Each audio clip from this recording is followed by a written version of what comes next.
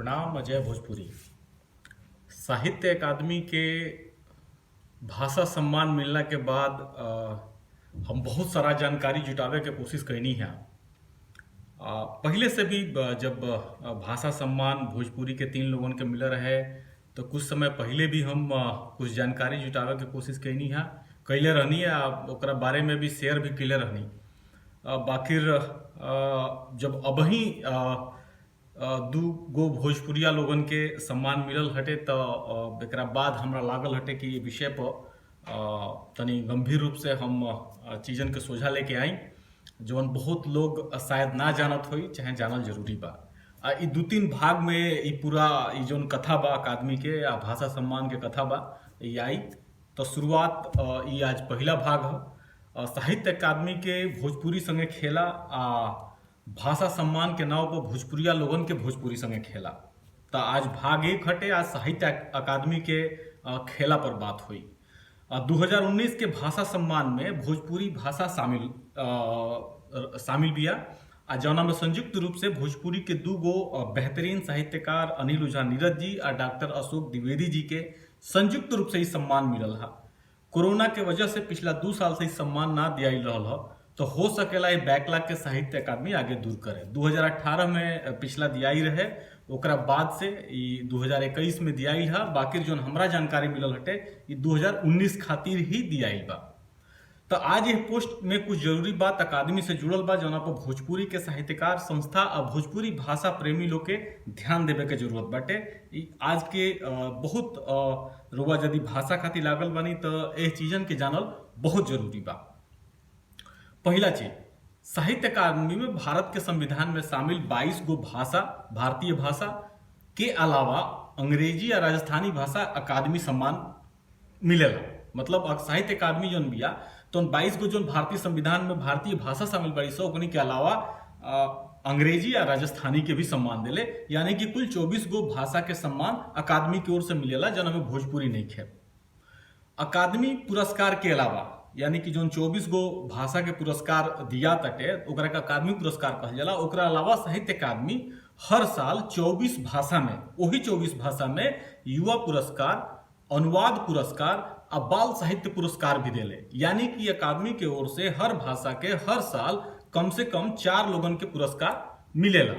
अकादमी पुरस्कार, युवा पुरस्कार, अनुवाद पुरस्कार और बाल साहित्य पुरस्कार। साहित्य अकादमी हर साल भारत के वो भाषा में भी पुरस्कार देले जो संविधान अकादमी के भाषा के सूची में नहीं थे। यानी कि 22 गो जो संविधान वाली बाड़ी सौ और उहे मिला के 24 गो जो अकादमी वाली बाड़ी सौ, वो सूची में जो भाषा नहीं थी सो ओकनी के भाषा सम्मान वो 100 गो चाहे 50 गो चाहे जितना भाषा होगा सर वो भाषा के भी अकादमी पुरस्कार भाषा सम्मान के रूप में देले। एगो पुरस्कार मतलब हर साल 4 गो तय भई रहे ओकरा में भाषा के लेके मिलेला। भारत में ऐसा भाषा जो उनकी संविधान में नहीं थे, अकादमी में नहीं थे, वैसा भाषा के संख्या जैसे कि हम बताओ नहीं 50 गो 100 गो 150 हो सकेले। अब ई चयन करे के ऊपर बाटे। तो ये पूरा खाका बा साहित्य अकादमी के जो केंद्र सरकार की ओर से चलेले। अब एकरा में का लूप होल बाटे ओकरा के देखल जाओ। हिंदी लेखा तकरीबन 5-6 गो भाषा ऐसा बाड़ी से जौना में बोले लिखे वाला लोगन के संख्या करोड़ों में बा। एकनी में सैकड़न हजारन गो साहित्य हर साल लिखा था। हिंदी, बंगाली, तमिल, मराठी ई भाषा ऐसा बाड़ी से कन्नड़ जौना में जो संख्या बटे ए भाषा भाषी लोगन के 8 करोड़, 10 करोड़, 15 करोड़, 20 करोड़, हिंदी के संख्या 35, 40, 42, 50, 60 करोड़ जितना भी कहल जाओ। एखनी में लगातार लिखा रहा बा 100 गो, 150, 50 गो किताब लिखा रहा बड़ी से, अनुवाद हो रहा बटे, बहुत सारा काम भाषाई रूप से एक भाषा में हो रहा बा।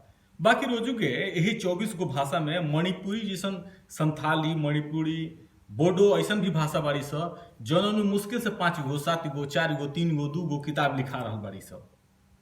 तो हिंदी में 4 गो सम्मान, हिंदी में लिखे वाला साहित्यकारन के संख्या यदि 500 1000 बाटे तो ओकरा तुलना में मणिपुरी में लिखे वाला चाहे बोडो संथाली में लिखे वाला लोगन के संख्या 5-7 बा।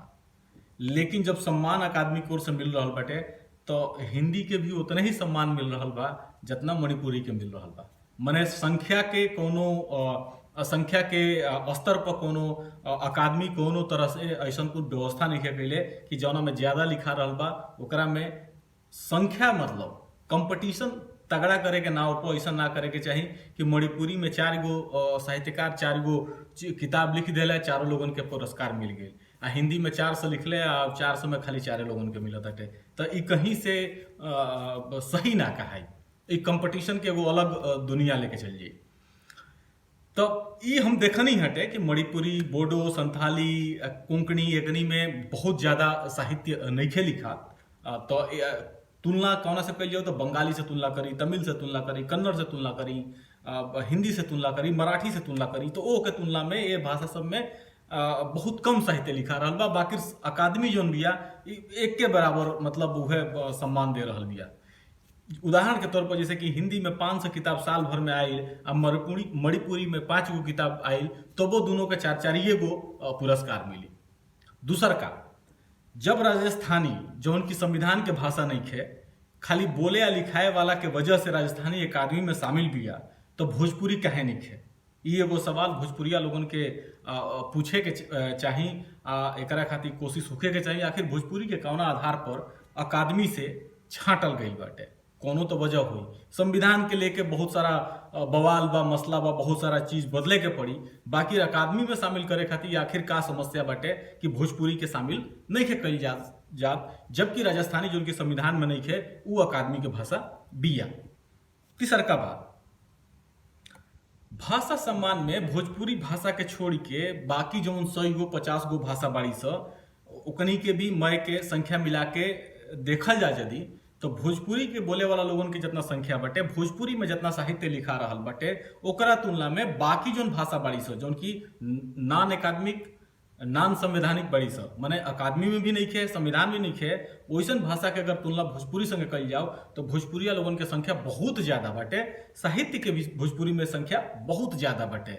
बाकी जो नियम बटे, साइकिल वाला जो नियम बा, यानी कि कुछ साल के बाद ही भोजपुरी के फिर नंबर आई, कुछ साल के बाद तुलु के नंबर आई, कुछ साल के बाद और मगही के नंबर आई, कुछ साल के बाद अवधि के नंबर आई।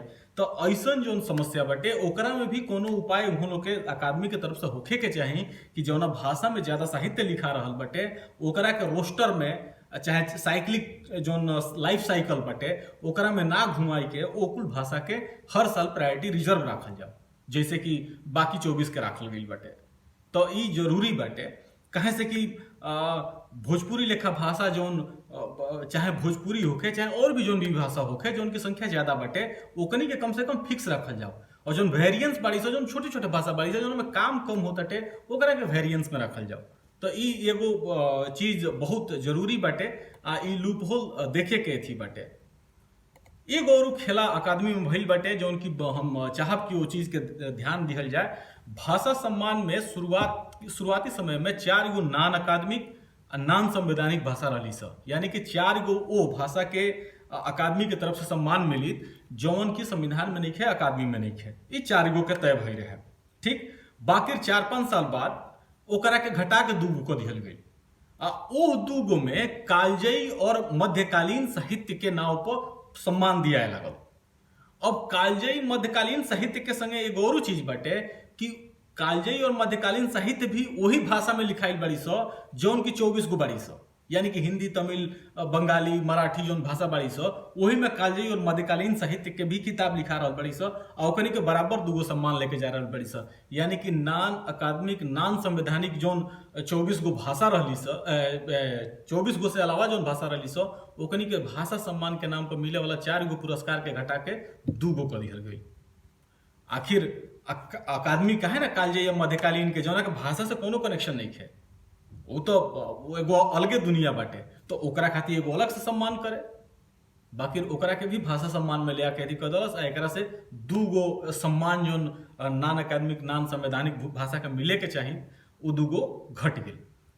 तो ई एगो अकादमिक के जो खेला बाटे ओकरा पर हम कहनी है। तो हमार भोजपुरिया लोगन से यह निहोरा बा कि साहित्य अकादमी के सवालन के केंद्र में रख के चिट्ठी रुआ सब लिखी, RTI डाली सब है, लगातार वो लोगन से ई सवाल करे के बाटे कि ऐसा काहे हो रहा बा। अब भोजपुरी के संवैधानिक मान्यता तो एगो अलग मुद्दा चलिए रहल बा। अकादमी में भोजपुरी के शामिल करे खातिर, अकादमी के भाषा मैंने 24 गो से 25 गो करे खातिर भी आवाज उठे।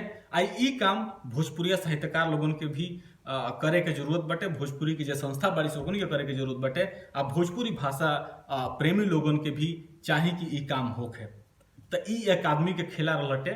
अब आगे अगला जोन वीडियो आई ओकरा में हम बात करब कि भोजपुरिया लोगन संगे भोजपुरी भाषा के लेके का खेला कैले बटे ई अकादमी पुरस्कार के लेके। फिलहाल ई जोन सम्मान पुरस्कार मिलल बटे ओहू पर बात हुई, ओहू पर बात करब हम केहू के नाव ना लेब, XYZ क ख ग से बात हुई, लेकिन ओहू पर बात हुई। फिलहाल साहित्य अकादमी के लगातार पिंच करत रही सभे यदि भोजपुरी भाषा से तनकियो प्रेम बटे। यदि भोजपुरी के नाव पर अपन दुकान चलाओ तनी अगुआ बनी, संस्था बिया, जोन भी होखे, ठेकेदार होखी भोजपुरी के चाहे मठाधीश, बाकी अकादमी के जरूर लिखी सबे, बहुत जरूरी बटे। ई लिखल बहुत जरूरी बा। अकादमी में भोजपुरी के शामिल भइल बहुत जरूरी बा। प्रणाम, धन्यवाद, जय भोजपुरी।